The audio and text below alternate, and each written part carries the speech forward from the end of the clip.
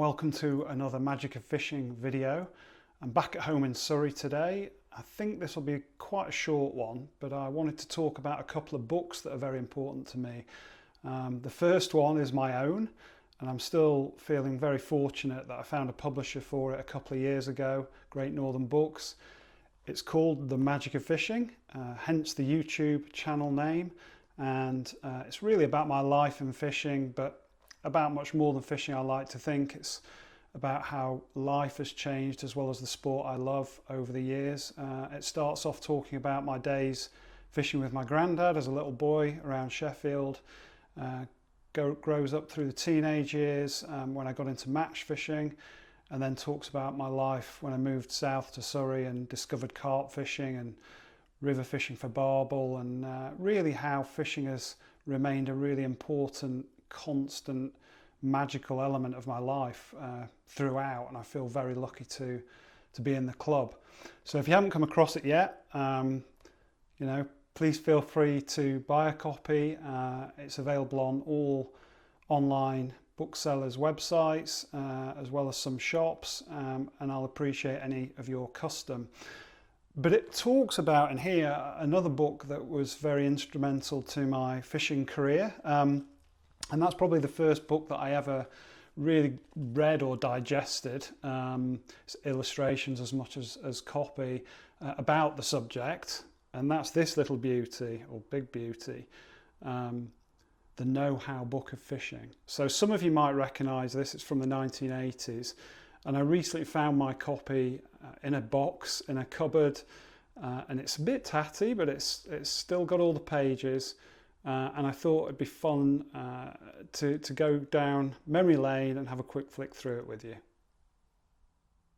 And now, of course, there's no end of fishing tackle available in shops online.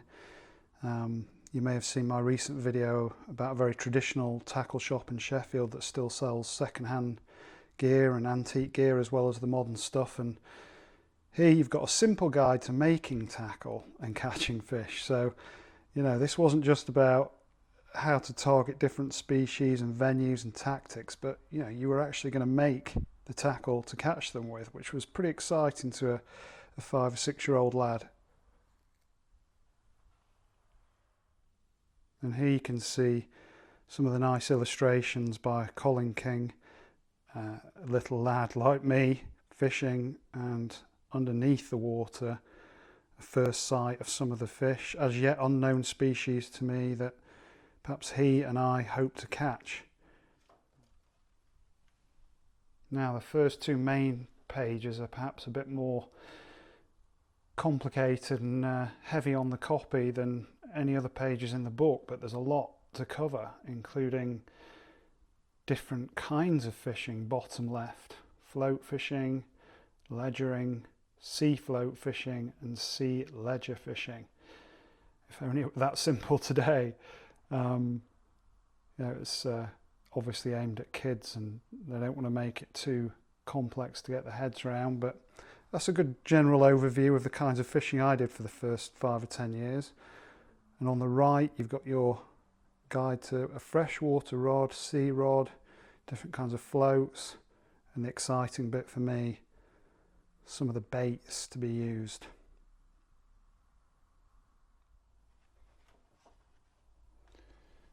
On the next page we get into the serious stuff, rods and reels, but of course at the top of the left hand page you've got the most basic of rods, the homemade rod, a bit of garden pole, some fishing line, a cork for a float, and a hook on the end. And I'm sure there's many kids that have gone for their first fishing trip armed with similar gear before they've gone on to the grown-up stuff with rod eyes and fixed spool reels and complicated things like drags and all that kind of stuff. But it does explain what those things are, and again you've got that split between freshwater fishing and the sea. Next we get onto something of a lost art these days, knots. I know a friend of mine, Andy, his lad Harry is a teenager now and comes fishing with us on the matches when I go up to Sheffield to fish with Dronfield Woodhouse. And you know, one of the things he can't do, he's a very good budding young angler, but he hasn't learnt knots yet because all the hooks come ready tied, a lot of the rigs are ready made, and perhaps that's something that you need a few more years under your belt to master, or perhaps it's a dying art. Good to see some information about holding fish, although cloths, rags, pretty much frowned on now for good reason. Takes too much slime away, so a wet hand is the best bet these days. But also gives you a guide on using a disgorger, which is an important piece of kit. And keeping records, bottom right. I think I've enjoyed keeping a record of my matches in recent years. And of course my book is really a record of some of my most memorable and happy times from fishing. So yeah, if you're into that kind of thing, keep it up and you'll appreciate it as you get older. Now I remember these pages in particular because I actually tried making some of this stuff. Certainly a landing net with a couple of wire coat hangers, a potato sack and a broom handle. I think my dad probably helped me a bit with that, but got a bit of use out of it before it fell to pieces. And I certainly made my own rod rests. My granddad used to make his own and he called them idlebacks, as well as some of the storage ideas illustrated here. Oh, and this double page spread is probably one of the most memorable for me. There's something about the bite that us anglers crave, and what more exciting way to see a bite than a good old-fashioned float going under or being dragged away. So yeah, I had my attempts at making some of these floats too, whether they were quills or straws, and I think Dominic Garnett, who wrote the foreword for my book, confessed that he'd also had a go at making the ping pong float and described it as having been hoodwinked by the enthusiasm of the book. Not a very practical float really, unless perhaps you sea fishing. Casting and landing fish, I think, you know, seems a bit dry on the page with all these instructions, and it took me a while to master casting, but it's worth practicing in the garden without a hook on. And pole fishing, of course, has meant that lots of youngsters now can try fishing without having to learn to cast first. But playing and landing fish, that was exciting to me because I'd never done it. So the idea that I might actually catch one was a real buzz, and the thing that kept me looking forward to that first trip. Oh, and this was another one of my favourites, if you can call them chapters. Freshwater baits, including bread paste, bread flake, crust, maggots and casters. I always remember the picture of them catching worms down on the bottom left, and begged my dad to go out in the garden after dark and try and find some, but I think we found the manure heap a much better source of that kind of bait. And then ground bait for flowing water, look, with some worms added. It's really just some mashed bread, and really that's all ground bait was back then. It was a very simple choice.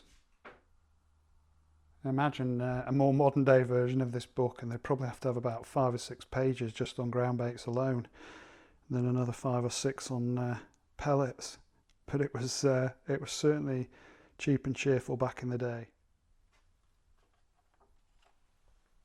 Now we're into a bit more detail about the tactics of freshwater float fishing. I remember it was a real revelation to me, the idea of plumbing up and making sure you're actually fishing somewhere near the bottom. I used to just chuck it out and hope at about 2 or 3 foot deep until I studied this chapter a bit more carefully and start to understand the concept. Then on to freshwater ledger fishing, including some traditional methods like a bullet lead, rolling a bait down the river, homemade swim feeders from curlers, And the picture on the top right always used to make me quite anxious as a young lad, seeing a guy falling asleep, dozing off, and his rod's being pulled in.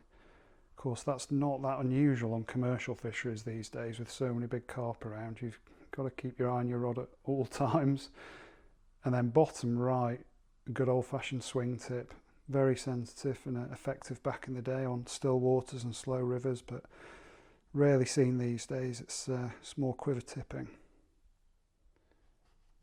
Now, early on in my own book, I talk about falling asleep at my grandma and granddad's house in Sheffield the night before my first trip, and how it felt like these illustrations of hand-drawn fish swam around the room above my head, kept me from falling asleep. And it's these 2 pages that I'm referring to, some really nice drawings of fish that I'd only dreamed of, and would be a few years until I touched a chub, many years until I touched a barbel, likewise dace. But I did get to see some roach on that very first trip to what I called the pond, just outside Sheffield. And we're into pond and lake fish, and certainly the species on the bottom left were mythical for many years. Carp, pike, eels, something I'd never dreamt I'd catch for many years, and indeed didn't catch for many years. Tench, I saw a few of those up at the pond where I learnt to fish, and perch were common enough. Rudd, fairly rare up north, or certainly where I fished, but again I find it fascinating to study the illustration of the pond and realise that different fish might like different conditions, different places. And really this is what started my imagination running. You know, whenever I was fishing, wherever I was fishing, it was, my mind's eye was below the surface, trying to imagine what was going on. Of course, had a few family holidays to places like Scarborough with my granddad, and did a bit of sea fishing with my little Woolies rod off the pier. Caught mostly crabs from memory rather than fish, but here were an interesting couple of pages on sea baits and fishing that I still got into, even though I didn't get to do much of it. And the corresponding pages on how to fish from the seashore. You know, that is a really specialist branch of the sport, and some people have grown up doing it, know what they're doing, but found it pretty hard to take my skills that I learnt on a little pond or local river and test them out in the English Channel or elsewhere. But just like the illustrations of the freshwater fish, I love these pages. Showed me what I might catch if I was lucky enough when I was fishing on holiday by the sea. Now, what children's book or guide from the 1980s would be complete without a do's and don'ts list? A bit like the country or highway code, I guess. Warnings about not being caught out by the tide and not leaving rubbish. All still applicable today, of course. And bottom right, they're angling clubs. My granddad signed me up to Dronfield Woodhouse early on, and I'm still a member all these years later, fishing their summer matches. Been doing it for 4 decades. So you can't get a better way to meet fellow anglers. And that is the end. I hope you've enjoyed this quick trip down memory lane, especially if you used to own a copy of this yourself. I'm sure you'll remember a lot of the illustrations fondly, and I hope they inspired you as much as they inspired me. Of course, I've enjoyed 40 odd years of fishing now, and loved it so much I wrote a book about it. So if you've not been fishing before, then try and find a second-hand copy maybe, and it could inspire you to give it a go. Things have changed a lot since then, but the basics remain the same. Tight lines, and I'll see you again soon.